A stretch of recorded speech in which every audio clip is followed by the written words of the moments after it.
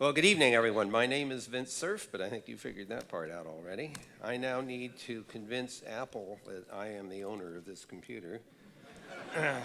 so now the question is, can I remember what my own password is?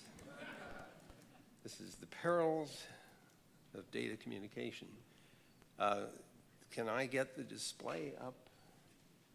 Folks in the back there? Yes, thank you very much. Let's see if I can get. Yeah, Bruce, if you would prefer to sit down there so you don't have to crane your neck, it's up to you. Not that you haven't already seen this stuff. Well, first of all, let me say thank you to the college the university for inviting both of us to participate in this discussion tonight. When the invitation got to me, my reaction was, I'm not doing this by myself because I knew Bruce. And Bruce is the guy that really has humanities in his hands. So I personally appreciate his willingness to participate.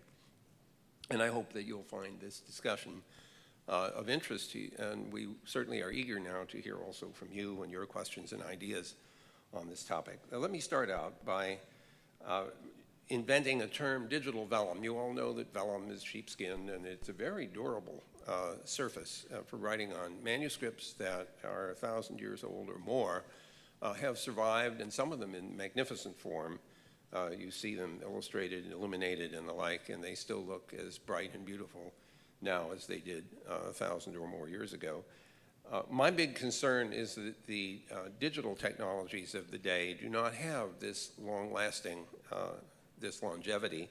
And I am concerned that we somehow assure that our digital content has the same kind of preservability. So I want to remind you that we do have many media which have lasted for a long time. Some baked tablets are thousands of years old, for example. Some of them may not have been intended to last that long, but fires caused the tablet to be baked, and they were, sort of buried in rubble and discovered later. Some more fragile material has lasted a long time. For example, papyrus, which has been stored away in the dry desert, for instance, has lasted longer than it normally would have. Vellum, of course, has lasted for a very long time. But what about the digital kinds of content that we are familiar with today? Now, some of you may say it's not worth preserving anyway, so we shouldn't worry about it. But for those of you with mobile cameras or mobile phones with cameras who are taking bazillions of pictures, thinking that they're digital and they're going to last forever, should be warned that that may not be the case. We have evidence that a printed photograph, can last for 150 years or more, but we do not have any evidence that a digital image can last longer than a decade or two, because we've not even had computers around for 70 years, more than 70 years. So that's a big issue. I want to give you an example of why I worry about this. You all know Doris Kearns Goodwin and that wonderful book that she wrote, a team of rivals about Lincoln's cabinet, assembled out of all the people who ran against him for president. So if you read the book, you get this feeling of a considerable amount of reality to the dialogue which she reconstructs. And the question is, how did she do that? And the answer is she went to various universities and libraries and reassembled the written dialogue among the principals. And then from that took the topics and their positions and recreated a very believable dialogue. Now, if you were a 22nd century Doris Kearns Goodwin and you were trying to reproduce the dialogue of the 21st century, you might be challenged by this. Is the email still around? What about the tweets? What about the blogs? What about all of the other web pages? Would they really be around? Will the National Archives be able to offer the kind of content that Doris Kearns Goodwin found for the Lincoln administration? All of those things may not, in fact, survive. Now, we're all familiar with digital media. Some of you may still have 5¼ inch floppy disks, which you can't read, 3½ inch floppy disks, which you also can't read, and maybe 8-inch long disk drives from the long word processors. Maybe you even have VHS tapes, which you used to watch and value and think these would last forever, except there are no readers left that can read them. And the same thing is already happening to things like CD-ROMs and DVDs. Companies like Apple make laptops like the one I'm using right now that don't have a DVD reader in them. So we are at some risk, not necessarily because of the medium itself, but because the readers for them may not be available. But it gets worse. What about executable content? And again, if you're not worried that somebody won't be able to play Angry Birds 50 years from now, maybe that doesn't matter. But there are a lot of other kinds of executable content that we should worry about. Spreadsheets, for example, and digital documents, PowerPoint presentations, and the like are all potentially of value, and at least some of them ought to be preserved. And even if you think not all of them should be, we should not be bereft of the ability to decide to preserve something if we think it's valuable. We all know that sometimes things are preserved by accident. What I don't want to have happen is that we are prevented from preserving things because the technology to do it is not available to us. That is not acceptable. Now, there are a bazillion challenges, and this is supposed to be a 10-minute introduction, so I'm not going to walk through all of these things. But what I worry about, the central theme of my concern, is that it takes software to correctly interpret and render the bits of these digital objects, whether it's a spreadsheet, a presentation, a document, or a game or something else, or a database of scientific information. It takes software to do that. Now, how does software work? Well, it runs on a computer. It's an application, and it may have to have an operating system that holds the application while it's running. And that operating system needs to run on a piece of hardware. 50 years from now, that piece of hardware may not be available. 50 years from now, or even 10 years from now, the operating system that ran that application may not be available to run even on the existing hardware, let alone the older hardware. So what happens is that our ability to interpret the bits may dissipate over time. This is one of the fundamental problems we have to worry about. It gets worse because people own software, and you can't just freely take it and use it. You may have to license it. If a company goes out of business, what happens to the source code? Do you have the right to demand the source code because the company no longer supplies the application or the operating system? Bankruptcy court laws are really weird about preserving assets and selling them. It's a very, very messy space, including things like intellectual property rights and things of that sort. And then who's going to store all the bits? It's going to cost money to store all that stuff for some period of time. Imagine that it's the year 3000, and you've just done a Google search, and you've turned up a 1997 PowerPoint file. Let's imagine you're running Windows 3000. And the question is, does it know how to interpret a 1,000-year-old file? And the answer is maybe not. Now, there is a place at Carnegie Mellon that Mahadev Satyanarayanan, whom we normally call Satya for obvious reasons, has run a project called Olive, which basically takes a digital snapshot of a computer that's running the operating system and the application and interpreting a file. Now, this is sort of like a digital X-ray that's a metaphor. Please don't take this literally. But the idea is to capture information about how did the hardware work and describe that, then how does the operating system run in an emulated version of the hardware, then how do I run the application in that operating system in order to interpret a file. He's succeeded in actually doing this, and we don't have time to go into detail about how, but it's a very important part of the solution. There are other projects that are also focused on things like this. The Internet Archive in San Francisco, run by Brewster Kahle, the Library of Alexandria in Egypt is his backup facility for the digital archive, and he's copying pages off the World Wide Web, he's scanning books, he's also capturing software when he's permitted to do that, and archiving all of this in his facility in San Francisco. The Computer History Museum in Silicon Valley is also accumulating digital content, software, and documentations and the like. And Google, as many of you know, has been scanning books for some time now and has created a digital archive in the Culture Institute in France, which just had its 5th anniversary. They are scanning at high resolution images from museums all around the world. So you could literally assemble a virtual museum if you wanted to through the Cultural Institute web pages. So these are examples of the things that are going on, but this problem is by no means solved. And it's Bruce's turn to take you further along in this discussion. In the course of our conversation, I hope you will see both the potential of digitized content and the brittle risk that we face with all the content that we think we're preserving by digitizing, which may in fact not have the lifetime that we expect. So I'll stop there and ask Bruce to continue.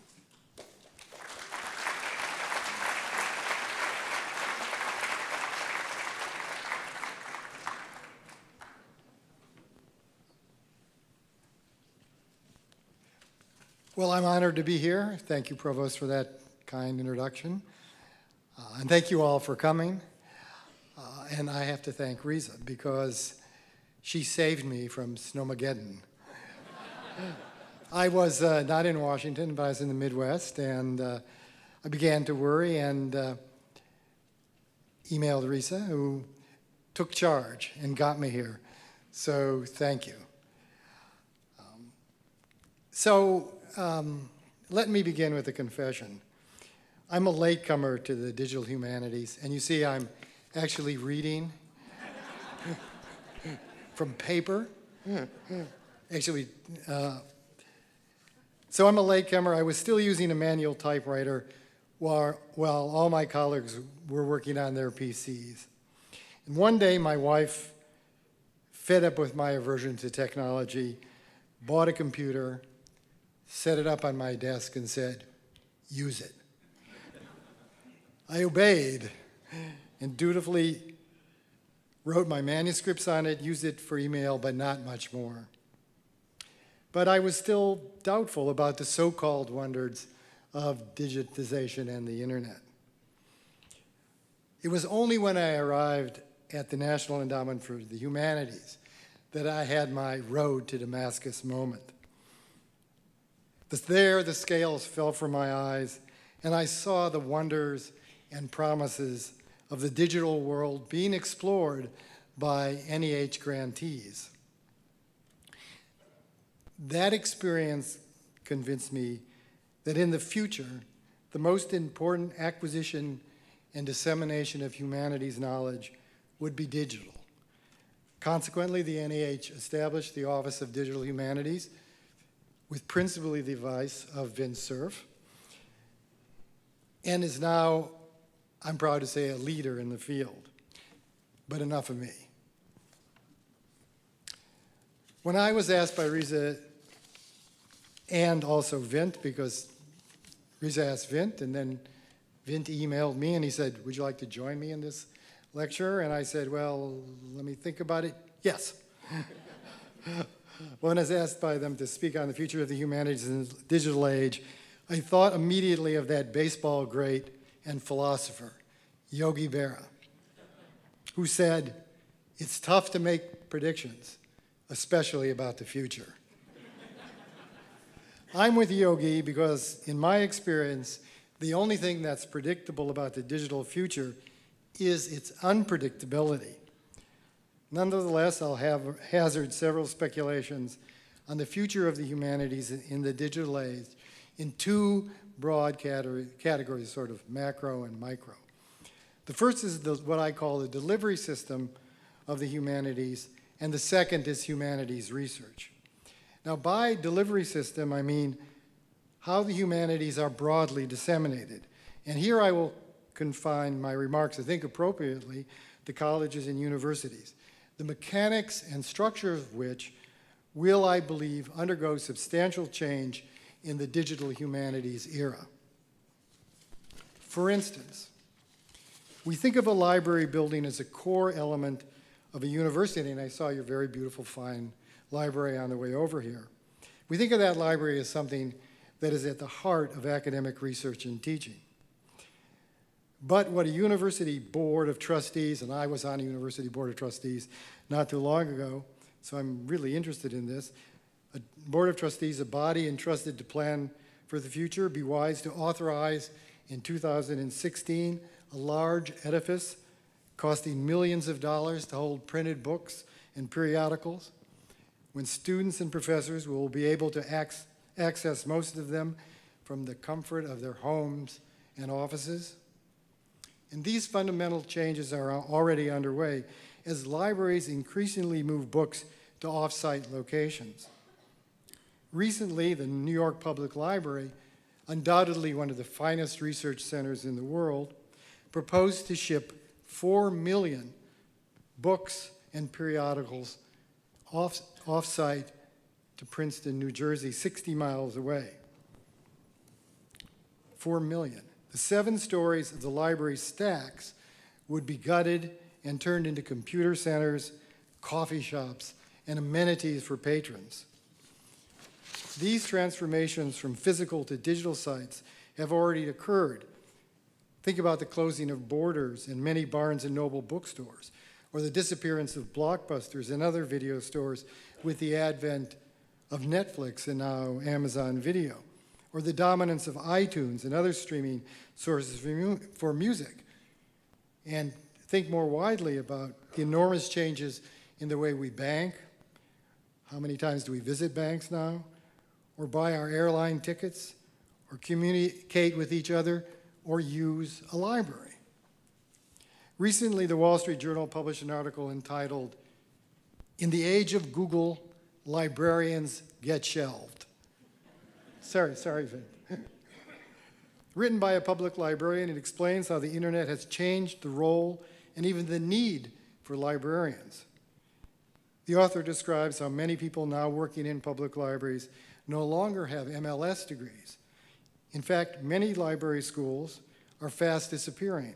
Chicago and Columbia, which offered some of the finest degrees, closed their library schools in the early 1990s as new positions called technology assistants, and these are smart folks, techies with community college degrees, replaced librarians with traditional MLSs.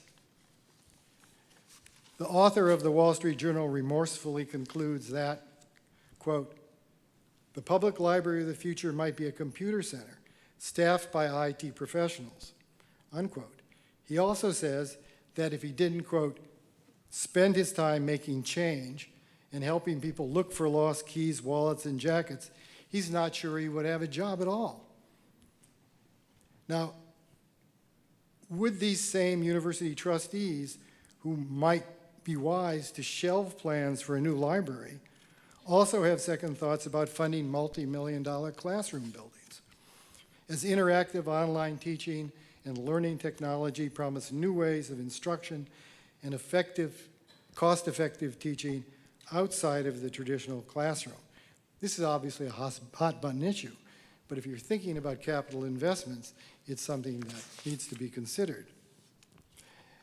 Now let's turn from my first category of humanities delivery systems to my second category, the future of humanities research in the digital age. And this looks, to me anyway, very bright indeed. In 2004, Kevin Kelly, Wired magazine, one of my favorite internet prophets, wrote what was at the time a highly controversial article. You may have read it, and you may remember the furor that this caused. This article was entitled, "Scan This Book!" exclamation point. In it, he speculates on how the internet will transform the future of the book and the library. And now this piece, at least to me, remains endlessly fascinating and thought-provoking, and especially this passage, quote, "The common vision of the library's future, even the e-book future, assumes that books will remain isolated items, independent from one another, just as they are on the shelves of your public library. Each book is pretty much unaware of the next. When an author completes a book, it is fixed and finished. Its only movement comes when a reader picks it up to animate it with his or her animation. In this vision, the main advantage of the coming digital library is portability, the nifty translation of a book's full text into bits which permit it to be read on a screen anywhere." And I was just reading, Amazon Kindle was launched 1 year after this article was written. Amazon would be happy if they got an initial order of 500. So the translation of books into bits, which permit it to be read anywhere on a screen, like Amazon or your computer. But, Kelly says, this vision misses the chief revolution birthed by scanning books. In the universal library, no book will be an island, unquote. And here's what I think is one of his key points. Quote, turning ink letters into electronic dots can be read on a screen is simply the first essential step in creating this new library. The real magic will come in the second act, as each word in each book is cross-listed, clustered, cited, extracted, indexed, analyzed, annotated, remixed, reassembled, and woven deeper into the culture than ever before. In the new world of books, every bit informs another. Every page reads all pages. Now, we don't have this library yet, but it's coming, and you'll be able to hold it in the palm of your hand. One harbinger of this is Wikipedia, one of the 10 top most visited websites in the world and the most consulted internet reference work.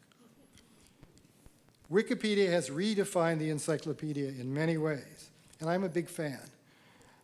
Unlike paper and ink versions, it has no space limit, and unlike, say, the Encyclopedia Britannica, no gatekeepers who define what knowledge is important.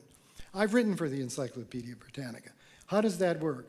Somebody finds out about me through somebody else, and an editor sends me a letter, this is before email, and says, would you like to write an article on this topic? And I said, yeah, of course, Encyclopedia Britannica. And will you give me a full set if I do that? And they said, yes. So who looks at that? A sub-editor and then an editor. And then it gets enshrined. The gatekeepers have said, this is an important subject, and this is the guy who can write about it. But there are no gatekeepers in the Wikipedia. And there are no limits. So in Wikipedia, you can find information about Mozart or an obscure garage band of the 70s, about a super collider or a 19th century steam engine, or about Lincoln or the type of telegraph machine that brought him news of the latest Union victory. But even better are the thousands and thousands of links that simultaneously allow a deep dive into a particular topic and also entry into the world of millions of tangential subjects. And I'm sure you've all felt this as you use Wikipedia or other wikis. Now, to me, this looks like the future of the humanities research and research tools. Take the Barrington Atlas of the Greek and Roman world. And if you don't want to learn about it, you can check out its entry in Wikipedia. In its printed version, the atlas is frozen in time once it comes off the press. That's Kelly's fixed and finished. Very useful, but immutable. In its wiki-like digital version, it's dynamic and it's open-ended and easily revised with new material, new archaeological finds, GPS data, links to new publications, videos, sound recordings, and a whole host of material which will make it even more useful, and like Wikipedia, allowing for continual modification, correction, addition, improvement, and collaboration. In fact, the DNA of the internet is collaborative, and collaborative research offers future opportunity for mining the massive amounts of material on a scale hitherto impossible. A good case in point is prosopography, and I had to practice that. I know what it is, but I very seldom say that word. Prosopography, it's that branch of history which analyzes huge amounts of material, usually about groups of people, to find patterns and relationships, often biographical, which are impossible to discover from printed sources. For example, when the papers of the first 4 US presidents are fully digitized, prosopography will reveal in detail, among a myriad of other things, when and where they acted, how many times and how they used the word liberty or slavery, or what their connections were with other key players in the early years of our country. Good examples of this sort already exist. They are the prosopography of the Byzantine world and the early modern London theaters, massive works both published by the Department of Digital Humanities at King's College, London, which has been a trailblazer in this field. The development of other similar digital humanities center will, I'm certain, become a key part of the study of the humanities at San Diego State University and at more and more campuses across the United States. And one of the things that the NEH did when I was there, and I'm doing now, is to give seed money to set up these centers. So I hope you're doing that here. Other exciting projects on the horizon, such as the scanning and cataloging of thousands of art objects, the reconstruction of cities decade by decade, or interactive websites with enormous amounts of primary source material, promise to enlarge the breadth and depths of humanities studies. Just one such venture I'll talk about very briefly is Chronicling America, a joint project of the NEH and the Library of Congress, launched when I was there.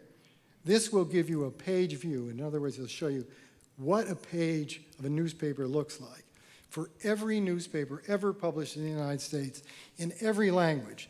And there were scores and scores of foreign language papers published in the United States up to the 20th century. You will see the advertisements, you will see the editorials, you will see the letters to the editors. So if you're looking for, say, Vint mentioned Doris Kearns Goodwin, results of the election of 1860 in a small county in Ohio, you will be able to find that and compare and contrast. It will be probably the greatest resource available on your computers of any other source for American history. Now, obviously, I see a bright future for the humanities in the digital age, but I would be unrealistic not to note that there are hazards as well, some of the things that Vint has already talked about. Will we be able to preserve digital materials as we move from one platform to the other? Can emails and websites and text with important humanities context be preserved? What about copyright and other revenue-generating material? Can tools be developed fast enough to mine the mountains of digital material? These are hard questions to answer because, as Yogi wisely said, it's tough to make predictions, especially about the future, and I'll add, especially about the future of the humanities in the digital age. Only time will tell. Thank you.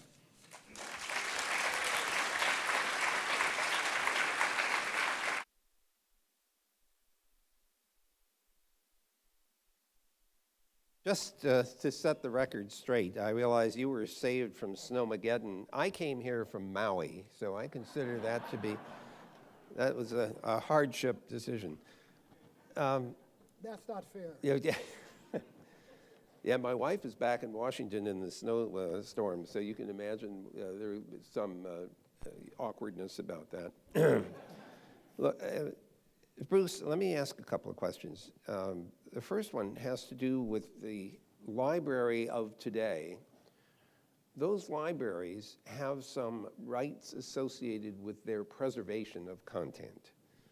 I guess I'm asking about this. I'm assuming that there are things that libraries get to do that other institutions might not be permitted to do because they are libraries.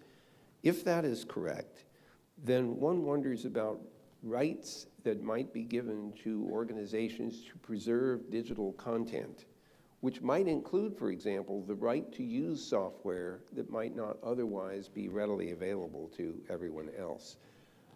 Am I going down a path that makes any sense? And if I am, is there any movement in the copyright community, for example, to grant digital preservation rights that I suspect we're going to need? Yeah, not that I know about, not in any large scale. And one of the things that is so important about digitization is that it's a preservation tool. So if you're thinking about how important this is, just reflect on newspapers that I just talked about.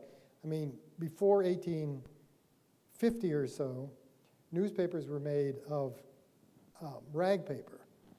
In fact, printers were running out of rags, and somebody had this idea to bring out the mummies and use all that rag material. I'm not kidding. But after that, you get acidic paper. So if you think about your newspaper, leave it out in the sun a couple of days and see what happens to it. And these vast archives of newspapers are turning to dust, literally. So by digitizing them, you preserve them, supposedly. Yes, only to the extent that Only the to the digital extent that- content so is, this in fact, yes. a huge a problem which, not only threatens the preservation of, the Cleveland Plain Dealer from 1900 to 1980, but also all our other records. Because we're all living in this digital world, and, we do our banking, as I said, and our travel, et cetera. So let me give you another example of a technical problem that arises. You all use the World Wide Web. You all know the term URL, which stands for Uniform Record Locator. You probably have heard the term domain name. You know that embedded in a URL is a domain name. You may know that in order to go to a particular website, the computer you're using finds the URL, extracts the domain name from the URL string, looks up the domain name in something called the domain name system, and maps that domain name, like www.google.com, into a numerical internet protocol address, which tells the software where is the computer on the network that contains the URL. And so it's getting literally a physical address of a place to exchange traffic with to pull the web page up. In the early stages of the internet's evolution, it was turned on in '83. Around 1984, the domain name system was invented. Domain names were freely available. You got a domain name from a guy named John Postel at USC, Information Sciences Institute, no charge. But around 1992, the National Science Foundation was paying for the operation of the domain name system management. And they realized they were spending research dollars on what was looking more and more like something benefiting the commercial private sector. Why would I spend research dollars on that? So Network Solutions, the company that was managing the primary domain name system, has said, can we charge people to register a domain name and to run the mapping service? And they said, yes, why not? Then we won't waste research dollars, which should be spent on research.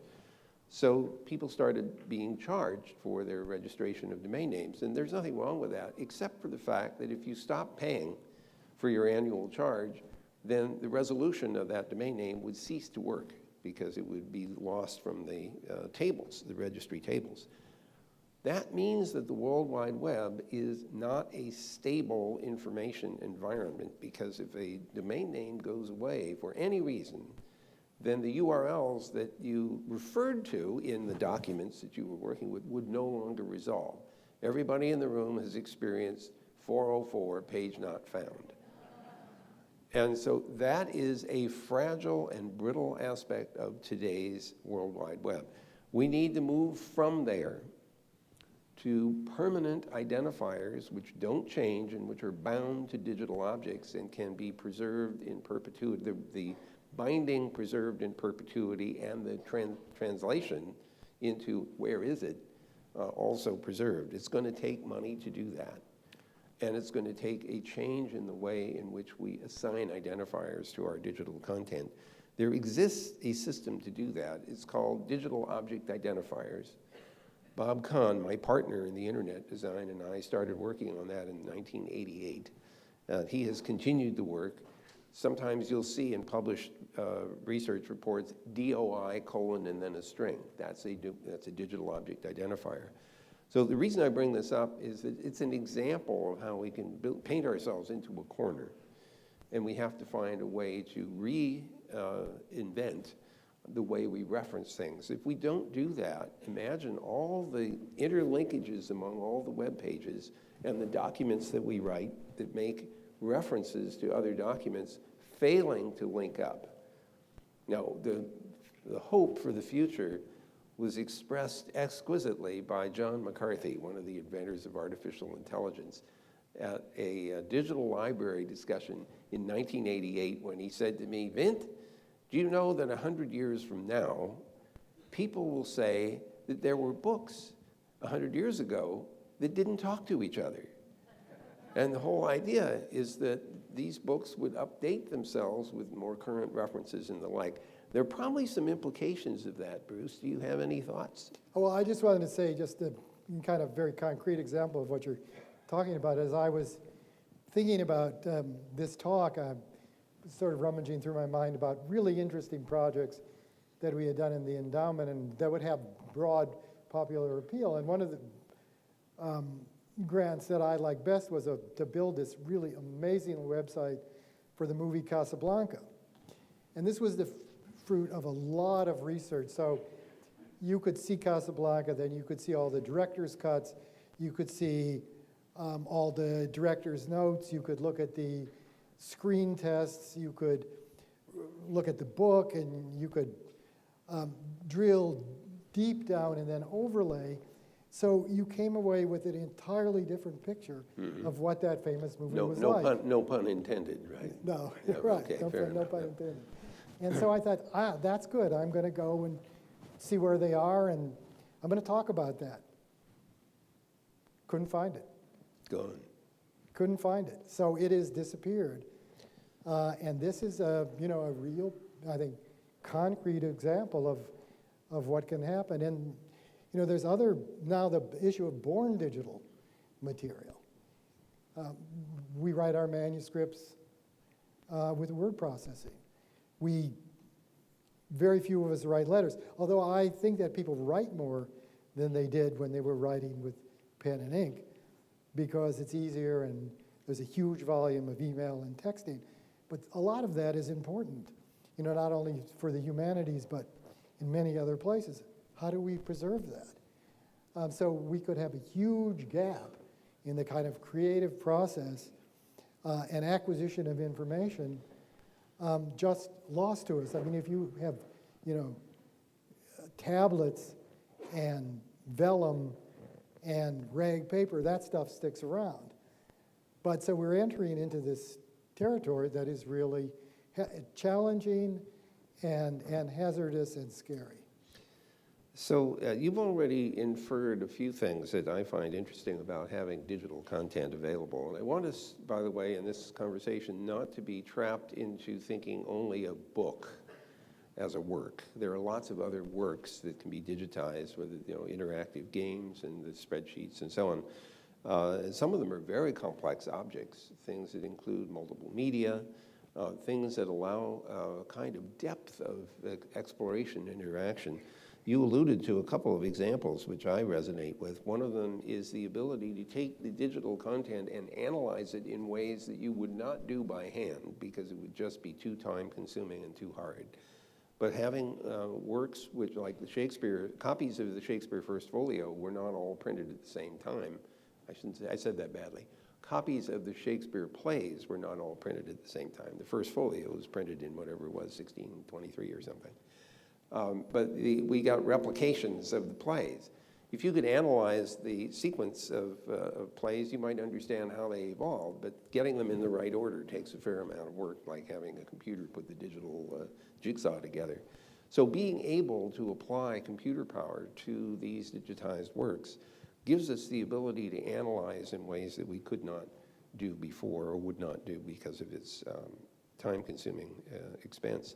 Well, are there other kinds of things that come to mind, Bruce, about how we might use these born digital objects in ways that we would not be able to do with more conventional media?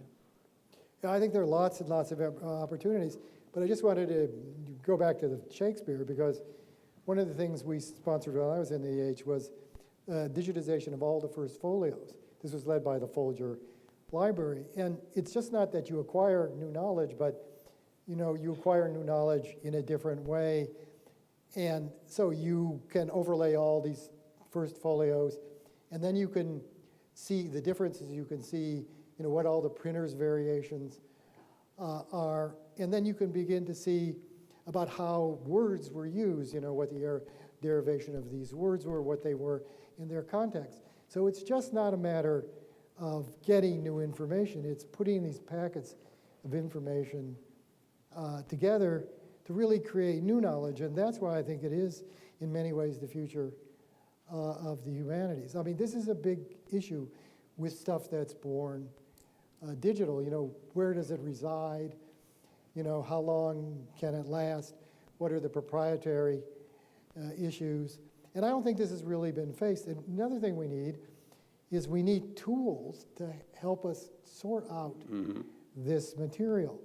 And one of the things that we, at the NIH, we mimicked Google by offering grants for tool building. And we said for the first time, we expect that some of these grants will actually fail. And it was interesting because the application for this grant was sort of a different order from the rest of NIH grants. 90% of the people applying for these grants were first-time applicants to the endowment. And so, yeah, I think we don't have the mechanism. I don't think we have the concerted sort of universal effort that we need to get this done, to preserve it and to mine it and disseminate it. So in a sense, making this kind of content widely available offers the opportunity to let anyone who wants to have a go at trying to make these digital versions more useful. It's an enabling kind of action to make these things so widely accessible, which is why the Google book scanning project is in part motivated by that. I was going to mention one other interesting thing, that Michael Whitmore, who runs the Folger Library, did a little test. He accumulated a huge collection of phrases from the Shakespeare plays, and then he proceeded to analyze current day documents and extract from them phrases and words that were introduced by Shakespeare in order to get a sense for how influential Shakespeare's works have been in our everyday discourse. And it's pretty astonishing what a lacework of emptiness you found in these documents when you took out all of the things that were Shakespearean in origin. So it was a graphic, powerful way of demonstrating how Shakespeare has influenced our own language and our use of it. I've been making notes while you were talking, and I can't read my own handwriting. Well, and let me just say, while you're looking, that there are these tools now for sort of word recognition and phrase recognition and repetition. So I remember that I didn't believe any of this. I thought this was impossible. Did Shakespeare really write, those plays? But you remember when Joel Klein, first Primary Colors came out by Anonymous. It was about the Clinton campaign. And nobody knew who wrote it. And one of these people was interested in this kind of, searching of text and manipulation of phrases and words, actually ran the thing and came up with Joel Klein. And he was right. And That's this amazing. is when the author was first exposed. So there are just infinite possibilities there. You're telling me that there isn't any privacy anymore. Get over it. No, absolutely not. There are a couple of, you mentioned something else which I find kind of interesting. If you're in the hard copy publication business, you run out of space, basically, because you can't afford to print anything longer than X number of pages, or the font will be too small for anybody to read.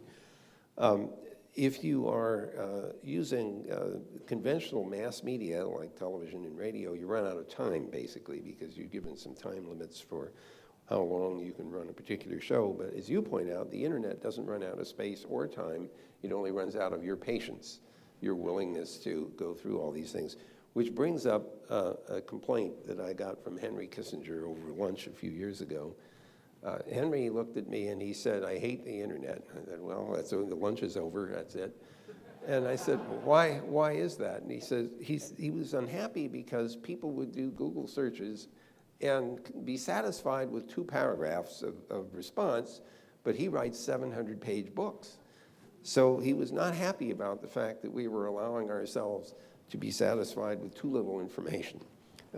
And in a sense, the internet does that, but it also facilitates the other behavior, which is exploring forever and ever, amen. And earlier today, you were mentioning when you were growing up, you had an encyclopedia available.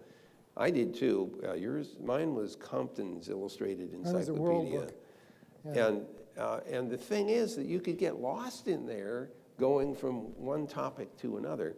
The same thing happens to me on Wikipedia. I don't know about the rest of you, but it's so easy to just click on something and there you go, and then you can't Down figure the out. rabbit hole, really. You know, they're developing, I can't remember the name of it, a new thing, which is a kind of digital typewriter, which has all the advantages of word processing and the sophistication and ease, but it has no connection with the internet. And why is that? Because who can write anything without getting onto the internet? You know, it is really wonderful and distracting at the same time. So this will make you just concentrate on what you're writing without any internet sites. I hate that idea.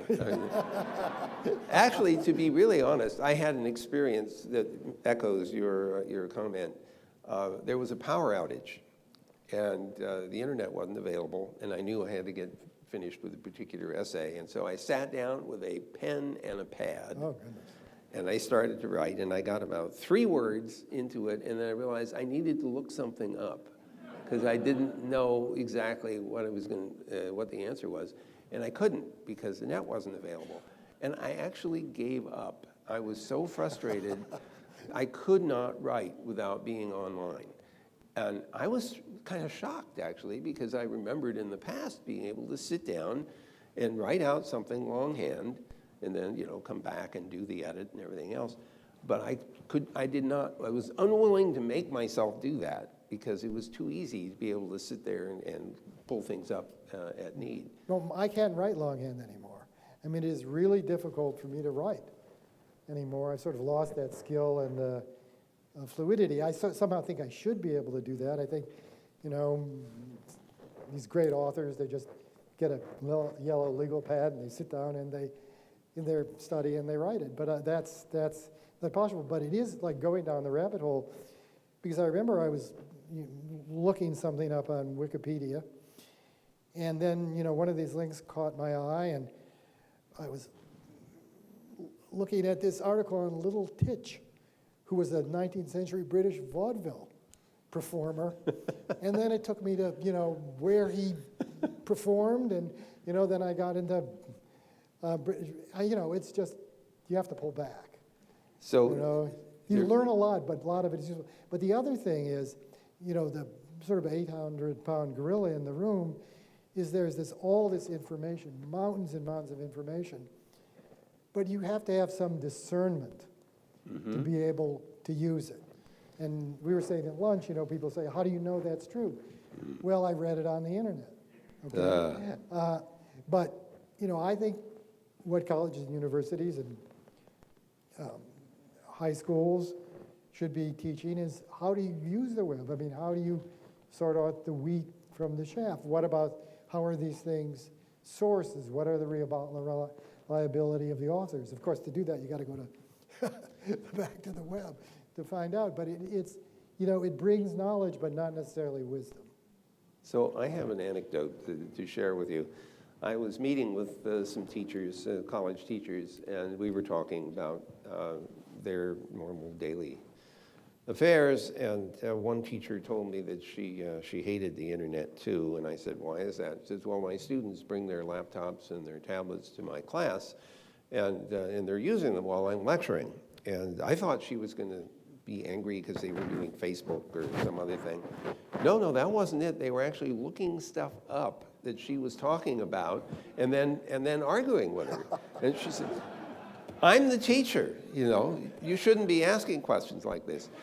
And I'm sitting here thinking, holy moly, you got these kids engaged. What is it you didn't understand? They said, okay, so let's use this behavior. Let's give 10 web pages and let the students pick any one of the 10. The job, the assignment, is to go to that web page, analyze the content that's on the web page, and then come back in an essay and explain whether or not the content of the web page should be accepted or rejected, and on what basis and for what reason. And oh, by the way, you're not done if the only place you looked is the internet. There is this other place. It's called a library, and it has things in it called books. And if you don't show me evidence that you also took advantage of content that's not on the internet to do the analysis, then you didn't finish your assignment. So this is a way of just turning this completely around and forcing people to start thinking critically about what they're reading, which is the point that Bruce was making. And I think that of all the skills that we now need as denizens of this online world, it's learning to think critically about what we're seeing, reading, and hearing, not just on the net, but every medium, whether it's newspapers, magazines, television, radio, our friends, our families. They're all sources of potential misinformation, some of it deliberate, some of it by accident, some of it from ignorance. But because it's misinformation, our job and now our responsibility is to try to evaluate and analyze that. So I hope that the online environment will help us do that. But we cannot escape the fact that there is so much information that a lot of it is wrong. And it's our responsibility to figure out what is right and what is not, at least to the best of our ability. How are we doing for time? There's a clock here. There's our countdown, okay. This is how you can tell that you're at a Wagner opera? You go in at 7:30, and at 9:45, you look at your watch, and it's 7:45. So, so according to this, it's 7:14, and we thought you guys would probably like to ask questions. So we're happy to do that. I was just wanted to mention one other thing, if I could, and then if you'd like, we should go and find it reminds me of, I think it was Mark Twain's quote about Wagner's opera. It's better than it sounds. Right. So the only other thing I wanted to mention is something you brought up, and that is the fact that these digital objects that we deal with are potentially very live and interactive. And a good example of this is Google Maps.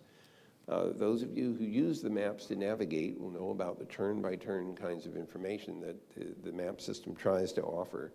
It also tries to capture real-time information about traffic congestion and the like. We acquired a company called Waze a few years ago, which takes reports coming from people who are out there in the traffic saying something about where congestion is being experienced. And so it is this living, real-time nature of the online environment which we have never really experienced before. And I think that for many of the ways in which this online environment manifests are not predictable, and that we're going to have to live through them in order to encounter both the positive and not so positive side effects to understand how we should employ this technology. So, well, then I have an interesting, I think, personal observation about Google Maps, which I love. I use them all the time. I mean, I can't get anywhere without Google Maps. But it's really changed sort of my perception of time and space. I mean, when you're looking at a physical map, you're looking at a lot of stuff. You're not only looking at your route, but you're looking at, your state, and you're looking at the whole context of it. With Google Maps, I don't know. I just know where I'm going. I don't know what's around me.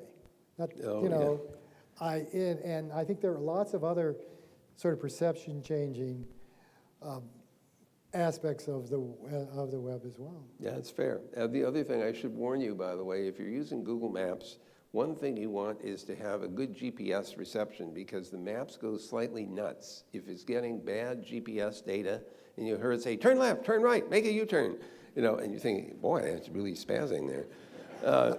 I had that experience in Santa Monica a few weeks ago, and I called up the guys who were doing Google Maps saying, what was that? And they said, well, when it doesn't get very good information from GPS, it can't figure out where you are, and so you appear to be hopping around in various places, and it's trying to figure out what to do. So, make sure you have it up there on the dashboard where you can get a good signal.